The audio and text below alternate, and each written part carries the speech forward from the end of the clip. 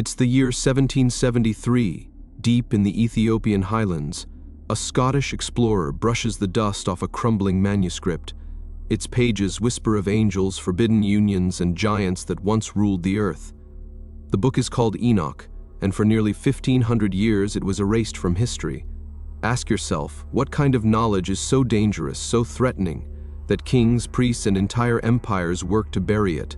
The Book of Enoch was once read by early Christians, quoted in ancient texts, and even echoed in the Bible itself. Then, suddenly gone, removed from canon, and vanished into silence. Centuries later, fragments resurface, scrolls in Qumran, and copies smuggled from Ethiopia. Yet each return of Enoch brings whispers of suppression and secrecy. Why would a prophet's words of fallen angels, forbidden knowledge, giants, and judgment be seen as a threat? Here's where the story turns darker. From missing artifacts in Middle Eastern dig sites, to rumors of giant skeletons locked away in museum vaults, to government files that mysteriously vanish, Enoch's story has a pattern.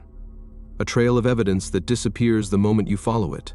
So ask yourself, was Enoch silenced because he was wrong, or because he was telling a truth humanity was never meant to know? Chapter 1. The Forgotten Book. The Book of Enoch begins with a name you already know, Noah. Enoch was his great-grandfather, a man who, according to legend, walked with God and never tasted death. Instead, he was taken, alive, into the heavens. That alone should tell you how important his voice was considered in the ancient world. His writings were more than poetry or prophecy. They were accounts, warnings, testimonies about angels, judgment, and a world forever changed by the arrival of the Nephilim. And here's the remarkable part. For centuries, the Book of Enoch wasn't hidden at all. It was quoted by Jewish sects, studied by early Christians, and even echoed in the New Testament itself in the letter of Jude, where Enoch's prophecy is cited word for word. Ask yourself, if this book were pure myth, why would sacred scripture treat it as truth? But then suddenly it vanishes. By the 4th century, during church councils under Rome, the Book of Enoch disappeared from the canon. It was suppressed and declared dangerous. Why?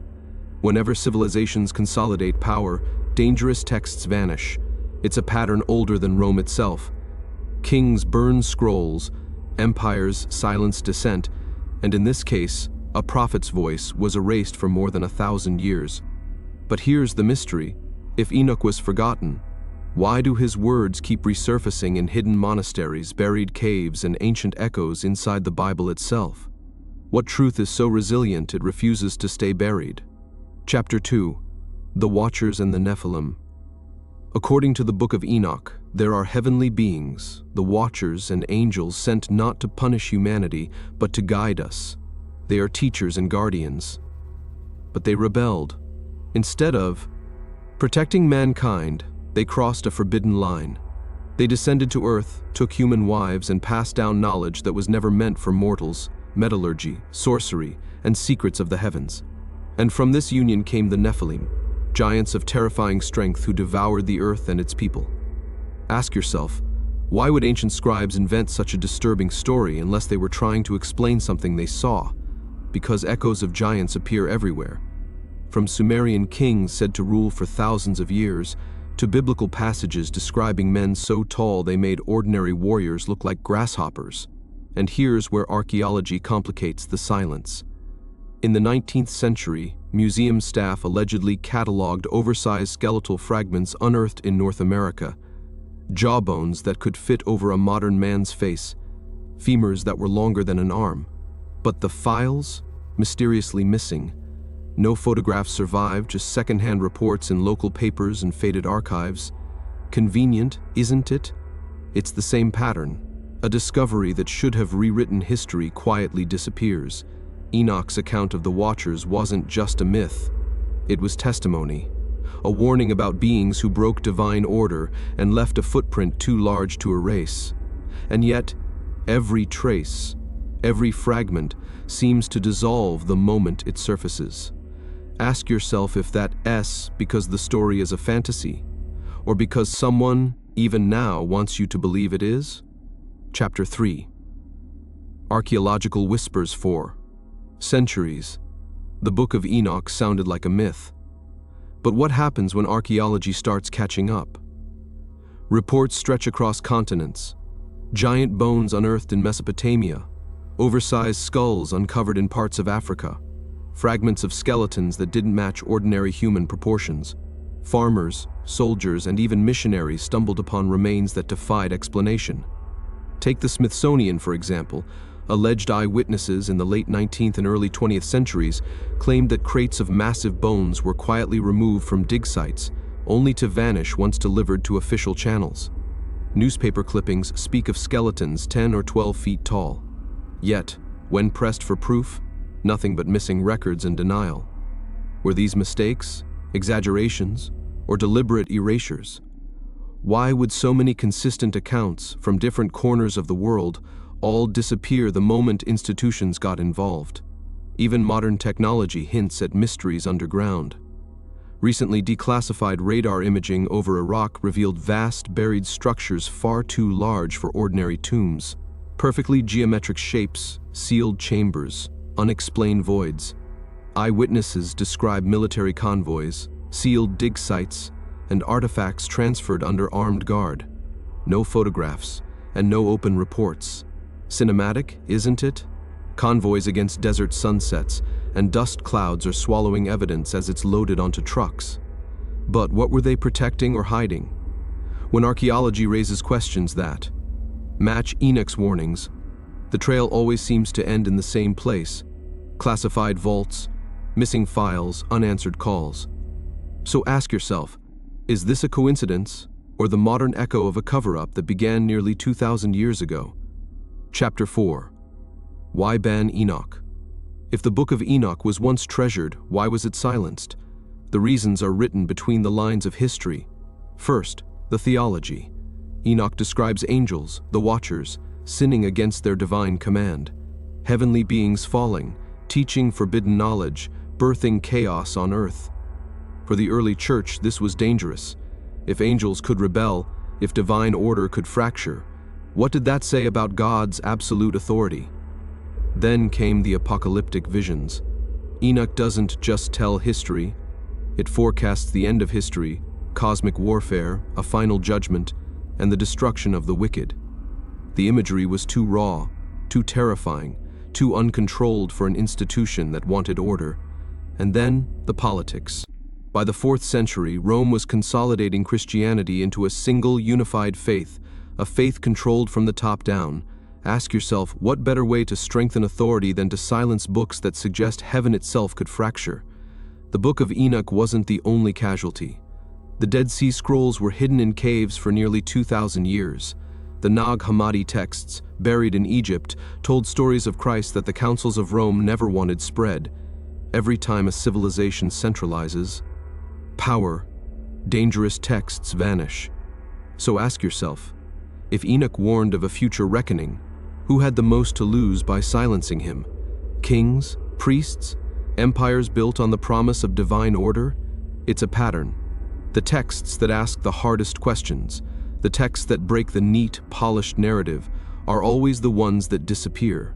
But disappearance is not the same as destruction, because the more Enoch was silenced, the more his words echoed underground, waiting to resurface. Chapter 5. Myth to modern mapping. The story of the Nephilim might sound like an ancient myth. Giants devouring the earth, angels descending from the skies. But what if the myths are describing something real? Across the Middle East, soldiers have carried stories out of war zones that sound eerily familiar. In Afghanistan, during the early 2000s, whispers spread among units of a classified encounter. Eyewitnesses spoke of a massive humanoid, 12 feet tall, with red hair, piercing eyes that allegedly attacked before being brought down. Within days, the story was buried, sealed under military silence. Ask yourself, why do battlefield rumors sound so much like the giants Enoch warned about? In Iraq, too, strange accounts surface. Convoys spotted moving objects under tarps, guarded by armed escorts. Locals whisper of sealed caves, of skeletal remains removed under the cover of night. And then, nothing. Just like the bones in museum vaults, just like the missing files. even pilots have hinted at. Encounters. In one alleged BBC interview, a serviceman described seeing a towering figure, close to 12 feet tall, before the conversation abruptly ended. After that, no further comment. Here's the suspenseful part. The Book of Enoch doesn't read like a myth. It reads like a field report. A record of beings descending from the sky, tampering with humanity, leaving behind physical traces too large to ignore. And if ancient people were describing something real, what does that mean for our history? Were the giants of old just legend, or the first encounters with forces still shaping our world today? Ask yourself, if Enoch's book was suppressed because it revealed too much, then maybe the real cover-up isn't ancient at all. Maybe it's happening right now. Chapter 6, Escalation Ladder, Stakes for Today. Today, the Book of Enoch is no longer banned. You can find it in print or study it online. But the silence around it hasn't gone away. Instead, it's shifted. Academics dismiss it as a myth. Museums deny ever holding giant remains. Radar scans, declassified files, and whispers from battlefields. They're all brushed aside as rumors, exaggerations, mistakes, convenient explanations that close the door without ever answering the question. But when history is edited, humanity loses more than knowledge, it loses identity. Because the Book of Enoch doesn't just describe the past, it warns of the future. Enoch wrote of an age when the Watcher's sins would resurface, when giants, or the secrets they carried, would return at the end of days, and when divine judgment would fall, not only on the wicked, but on those who silence the truth.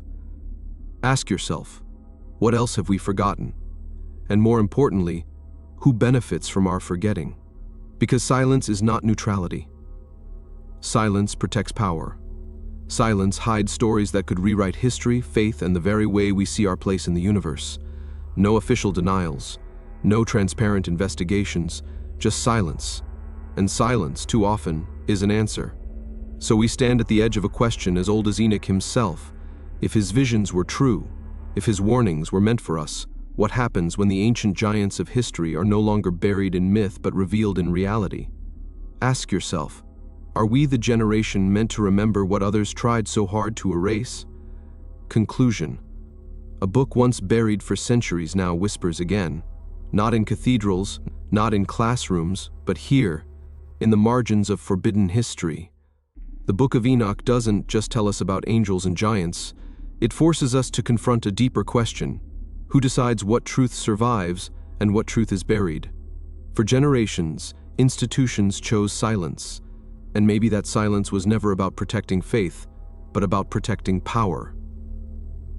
Enoch tells us giants once walked the earth, but maybe the bigger giants are the ones still standing today, the gatekeepers of history, erasing, editing, and locking away what doesn't fit the official story. So ask yourself, if one book was silenced for over 1,500 years, how many more are still hidden? How many voices have been erased before we could even hear them? This isn't the end of the story, it's just the door cracking open. And if you've stayed with me this far, then you already feel it. Curiosity is resistance. Stay curious. Stay relentless. Because some stories aren't just forgotten, they're forbidden. And here, we guard the forbidden truths together. Subscribe, and don't let the silence win.